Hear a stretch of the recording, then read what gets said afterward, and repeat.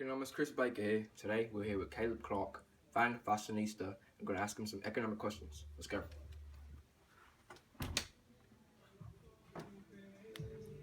How you doing, mate? Caleb Clark. Chris Baker, nice Hey. to meet you, sir. How you doing, This sir? is Caleb. I'm very good. How are you? Good. Very good. Just want to ask you some questions about, economy and economics. So, can you elaborate on economic growth a bit for me? Of course. Economic growth can essentially be summed up to as being an increase in the amount of goods and services produced per head of the population over a period of time. To calculate economic growth, most economists use real GDP. And real GDP being exactly what now? Well, Chris, real GDP is calculated using the prices of a selected base year.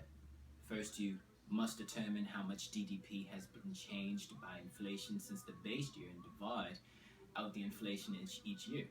By doing this, it accounts for the change, but output does not. Normal GDP would change. Right.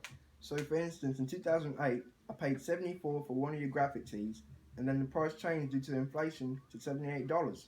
In 2009, the output of 125,000 tees was the same each year. Then my real GDP would stay the same. Correct. Good. Earlier, I mentioned inflation. Could you elaborate on this for me? Gladly.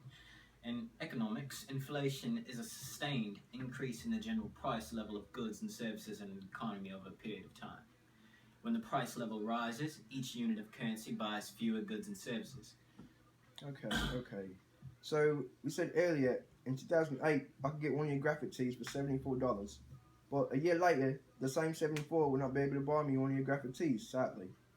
Unfortunately, I had to raise prices and cut costs to earn my same margins of profit due to the economy of time. Is that so? Well, I believe it.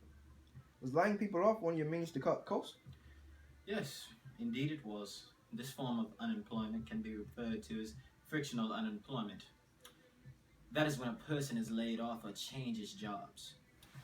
There are other types of unemployment such as cyclical, structural, but only certain people apply, and the number to calculate unemployment rate. Unemployment rate?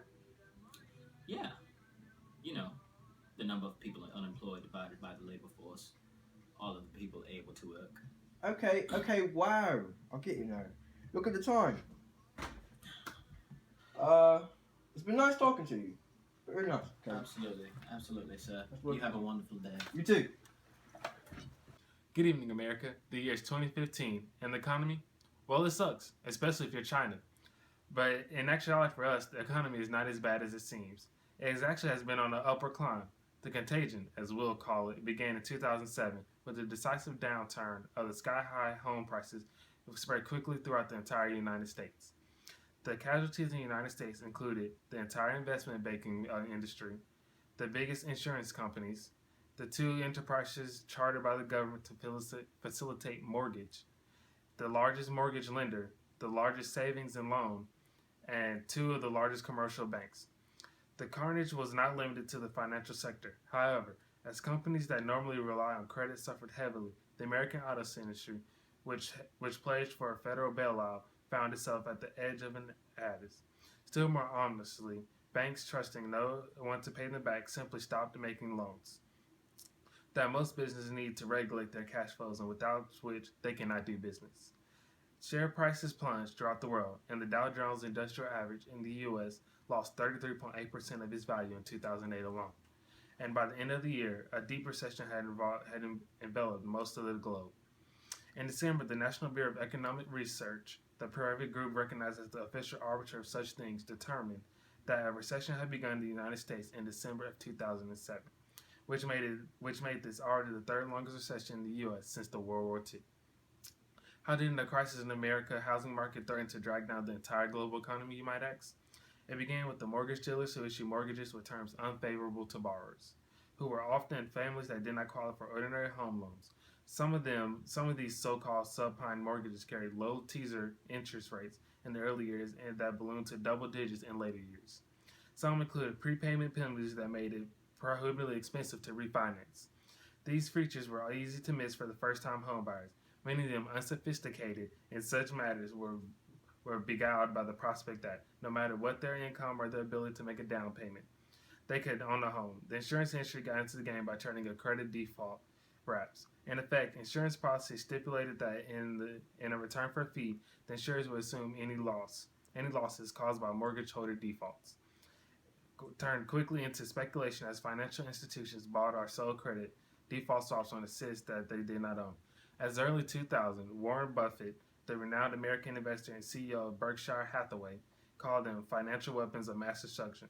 About $900 billion in credit was insurance by the derivatives in 2001, but the total soared to an astounding $62 trillion by the beginning of the 2000 year. And that's basically how we ended up in the crap we're in today. Sorry, America. Ty Tower, and here we're outside Drake's house. We're going to interview him and have a few questions for him. Let's see if the Canadian has anything to say for us.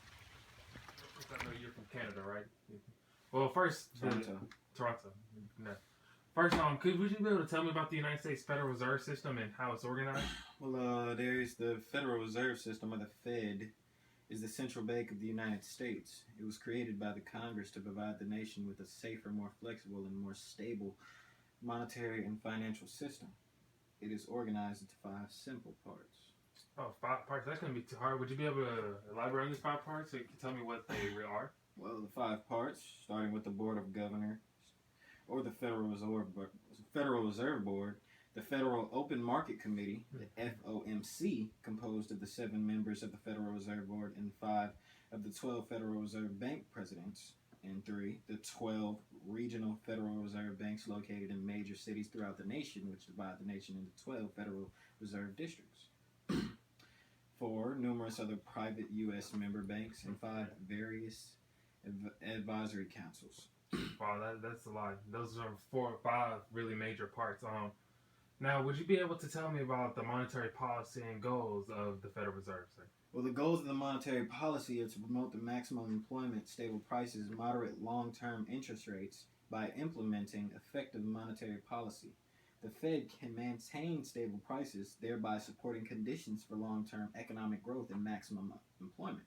Yeah, this has come really handy in your CD sales. You're an artist, right? Right. So yeah, in your CD sales, I'm sure good economic policies will really help you in your industry. Absolutely. Well, what does the Fed use for long-term economic growth? The Federal Reserve uses 3 instruments of monetary policy: open market operations, the discount rate, and the reserve requirements. Open market operations involve the buying and selling of government securities. Open market operations are flexible and thus most frequently used tool of the monetary policy. The discount rate is the interest rate charged by Federal Reserve banks to depository institutions or short-term loans. Reserve requirements are the portions of deposits that the bank must maintain either in their vaults or on a deposit at the Federal Reserve Bank. Well, if I guess at a period in economic growth, we're going to have much money. So I see you having good economic sales or good CD sales in your future, right? Yes, of course. I'm sure with all this success, the economic market must go through up and downs, just like you go through up and downs in your career. Of course. Would you still be able to elaborate on these economic up and downs that we go through? Well, of course. Well, the economic goes through stages of the business cycles, as I will show you now. This cycle consists of peak equals the height of expansion, the contraction equals the economic decline, and the trough, which is the lowest point in the contraction. Expansion, which is the growth, rise in real GDP, increased employment and income, and the recession is prolonged economic contraction. Real GDP falls into 2 consecutive quarters, which is 6 months, depression, recession that is especially long and severe. People lose jobs, lots of money lost, and all that great stuff right there. Well, I hope to see no money lost from you. You seem to have a great house here and a great business. I do wish you the best of luck, sir. Have a nice evening. You too. My pleasure. I know you have heard us discuss GDP a lot so far, and you must be wondering, what is GDP? Well, GDP is one of the primary indicators used to gauge the health of a country's economy. It represents the total dollar value of all goods and services produced over a specific time period. You can think of it as the size of the economy along with GDP.